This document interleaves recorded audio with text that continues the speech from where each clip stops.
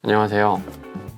세미나 책과 세미나를 위한 일기책을 썼고 인문학 공동체들에서 여러 공부를 하고 있는 정승현입니다. 북드라망 PT가 뭔가요?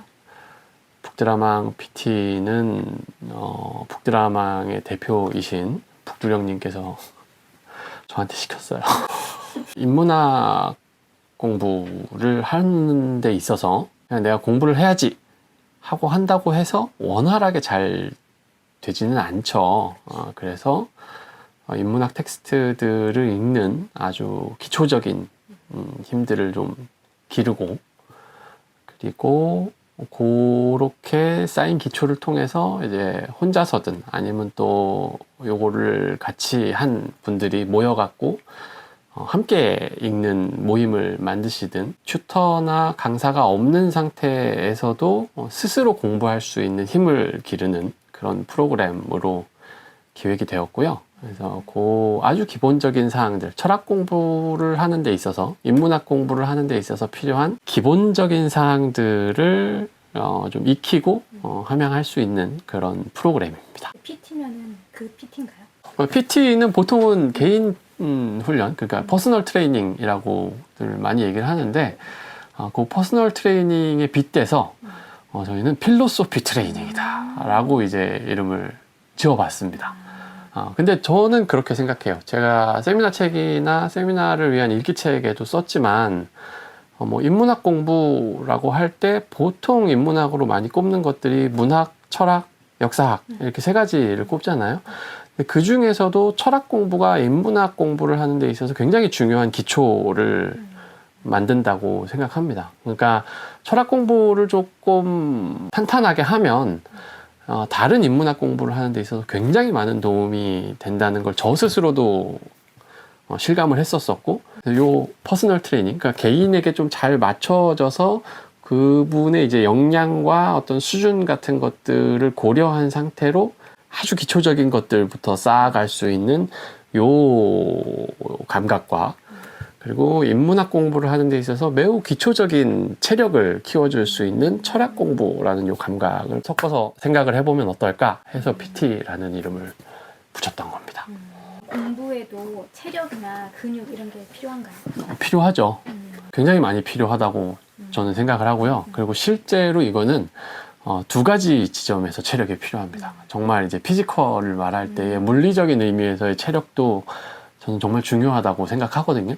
왜냐하면 공부를 꾸준히 해나가고 공부를 뭐 그래도 잘 한다 이러고 싶다면 뭐가 가장 중요할까 생각해 보면 책상에 앉아서 오래 버티는 힘이 제일 중요합니다. 근데 체력이 떨어지면 그걸 할 수가 없어요. 그리고 두 번째, 그렇게 오래 버틸 수 있으려면 그런 식의 물리적인 체력도 굉장히 중요하지만 이 텍스트를 읽는 게 좀 재미가 있어야 되잖아요.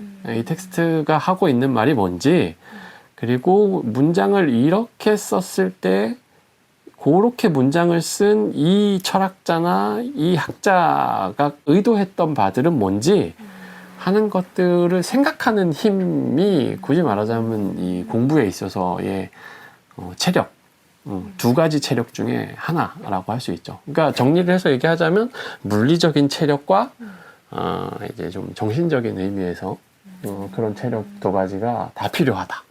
그렇게 생각합니다. 공부에 정신적 근육을 기르는데 철학을 하는 이유가 있나요? 철학 텍스트를 보면 우리가 알 수 있어요. 그러니까 이른바 철학책이라고 불리우는 텍스트를 딱 펴서 보시면 굉장히 촘촘하고 치밀한 논리적인 연역 구조에 따라서 쓰여진 게 대부분이죠. 아니면 나는 잘 와닿지 않지만 어떤 특정한 문화권에 속해 있는 사람들이 볼 때는 굉장히 직관적으로, 마치 시적 언어 같은 그런 거죠. 그렇게 탁 던지는 이 시적 언어가 주는 어떤 감각들, 이런 것들이 철학책에 굉장히 많단 말이에요. 철학책들은 사실 이런 문장들의 연쇄로 이루어져 있죠. 그 문장들을 특정한 이제 의미 연관들에 따라서 읽어낼 수 있다면, 그러니까 이 읽어낼 수 있는 힘, 이게 아마도 철학 공부가 여타의 다른 인문학 분야들의 텍스트를 수월하게 읽을 수 있도록 만들어주는 공부에 있어서의 기초 체력을 길러주는 역할을 한다라고 생각을 합니다. 그러니까 쉽게 말해서 철학 텍스트를 혼자서 수월하게 읽어낼 수 있으면 어느 책이든 저는 읽을 수 있다고 생각해요.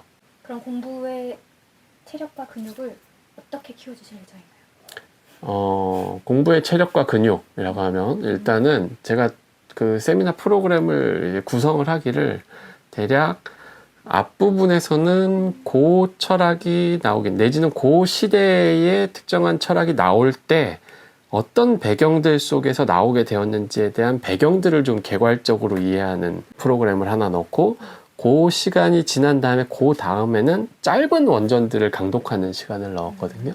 시대의 분위기와 그 철학이 나오게 됐던 배경을 조금 알고 그 철학을 직접적으로 한번 읽어보고 하는 요것들을 반복해서 하다 보면 아무래도 기초 체력이 좀 길러질 수 있지 않을까 이렇게 생각합니다. 원전을 읽잖아요. 네, 근데 좀 너무 어렵지 않나요?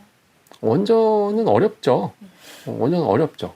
그런데 반대로 생각해 보면 오히려 의미가 더 쉬워질 수가 있는데 만약에 원전이 굉장히 쉽다고 한번 생각해 보세요. 그러면 우리가 굳이 애를 써서 원전을 읽을 필요가 없죠. 네. 그런데 원전이 그러면 또 왜 그렇게 어렵게 구성되어 있느냐 이걸 또 생각을 해봐 봐야 돼요. 왜 그렇게 어렵게 구성되어 있을까?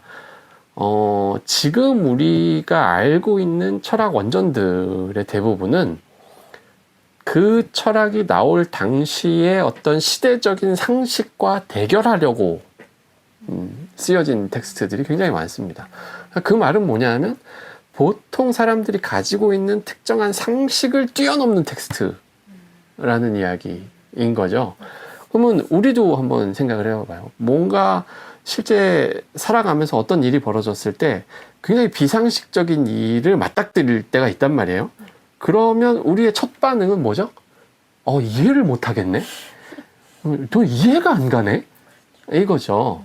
그러니까 이 말은 뭐냐 하면 우리가 어떤 특정한 상식이나 그 시대가 요구하는 특정한 한계에 묶여 있다는 이야기입니다. 그러니까 다시 말해서 원전을 읽는다라고 하는 건 요 시대적인 한계, 상식의 어떤 쇠사슬, 이런 것들을 어떻게 하면 우리가 넘어설 수 있을까? 왜 그러면 그걸 넘어서야 돼? 라는 의문이 분명히 있을 거예요. 왜 넘어서냐?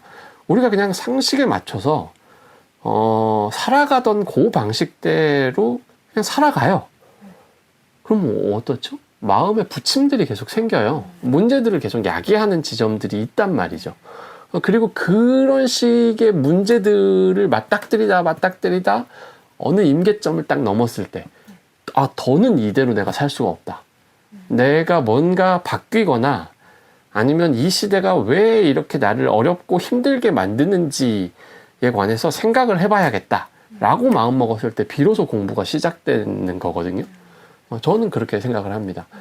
그 말인즉슨 그렇게 마음을 먹었을 때 우리는 어떤 특정한 시대를 이해하던 이 시대의 한계를 뛰어넘는 예제들을 살펴보던 그런 것들을 해볼 필요가 있다는 거죠. 그래서 철학 원전은 어느 지점에서는 시대의 한계를 뛰어넘으려고 했던 텍스트들이기 때문에 어려운 면이 있고 논리적으로 치밀하게 직조되어 있는 말들의 연쇄이기 때문에 그것들을 따라가서 읽는 훈련을 하지 않으면 일단 읽기가 힘들어요. 네. 그러니까 요 두 가지가 이제 원전을 어렵게 만드는 요소인데 그 두 가지를 체험하고 그 두 가지 속에서 자기를 훈련시키려고 하는 게 공부니까 어렵더라도 원전을 읽을 필요가 있죠. 세미나 형식으로 읽는다고 하셨는데요. 강의랑 다른 건가요? 강의랑은 좀 다르죠. 세미나는 그냥 직관적으로 가장 큰 차이는 강의는 앞에서 그 공부를 많이 한 강사 선생님께서 열심히 이제 그 주제에 관한 이야기들을 해주시죠. 듣는 사람은 잘 듣고 메모를 열심히 하고 그렇게 이제 들은 바 내용을 잘 익히면 됩니다. 이것도 저는 되게 좋은 방법이라고 생각해요. 그러니까 이제 대부분의 교수법이나 교육들이 강의를 중심으로 진행이 되죠. 근데 세미나는 어떤 의미에서 보자면 훨씬 참여하는 사람의 능동성을 요구합니다. 왜냐하면 주거니 받거니를 해야 되거든요.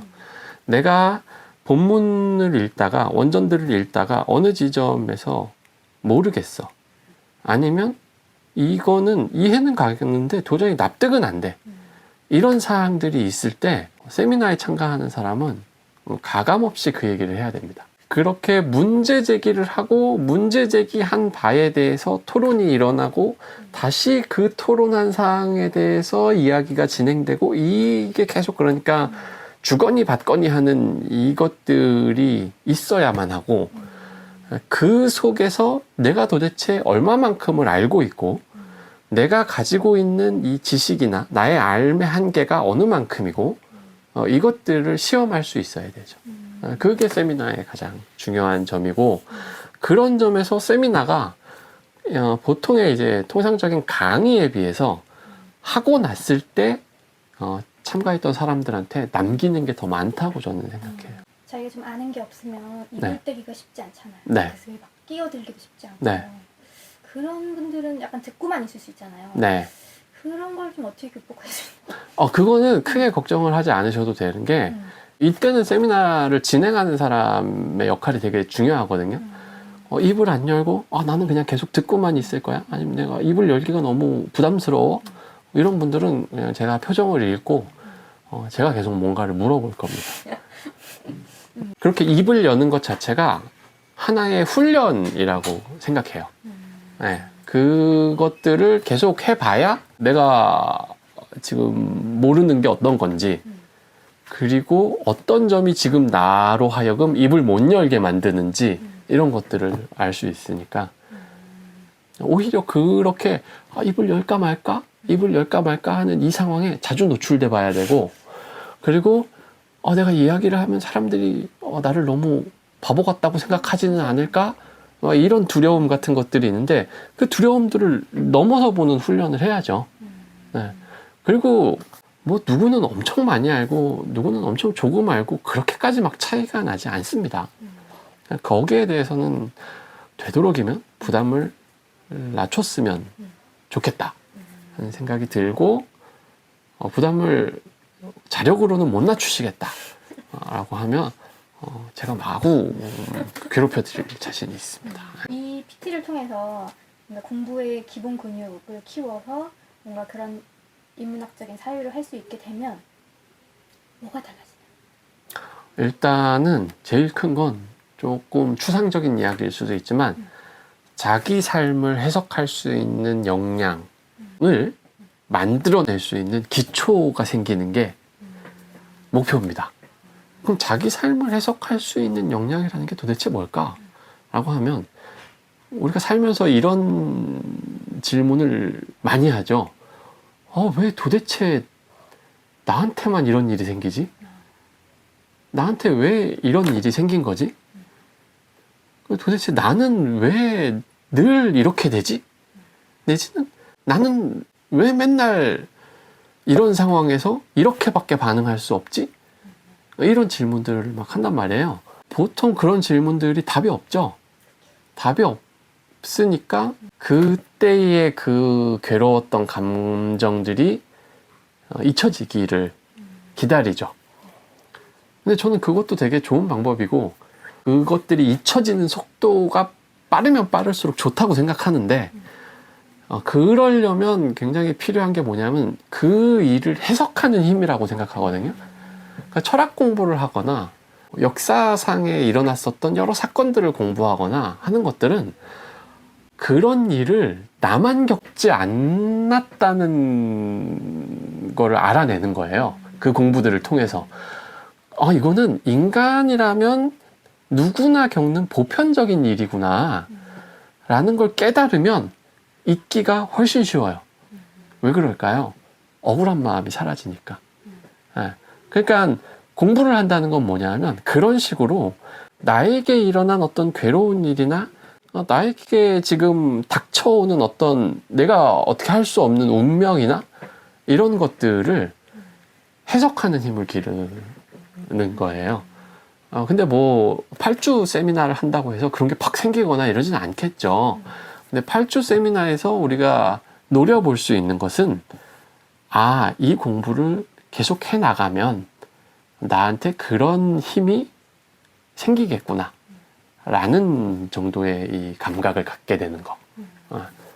그거를 목표로 하고 있습니다. 공부 자체가 사실은 굉장히 재밌는 일이라고 저는 생각해요. 공부를 한다는 건 지금 일상에서 약간 거리를 두는 건 거죠. 그리고 이 생겨난 거리가 주는 효과가 우리한테 굉장히 크다고도 생각해요. 운동을 막 열심히 하고 난 다음에 느껴지는 감각 같은 게 있잖아요. 너무 시원하다. 그리고 마음이 되게 평안하다. 이런 것처럼 공부도 그와 비슷한 효과를 저는 준다고 생각하거든요. 같이 모여서 즐거운 공부를 할 수 있으면 좋겠습니다. 아빠가 북드라마 PT 한다고 하는 얘기 들었어요? 네, 어떻게 생각해요? 좋게 생각해요. 철학 공부하러 많이 오세요.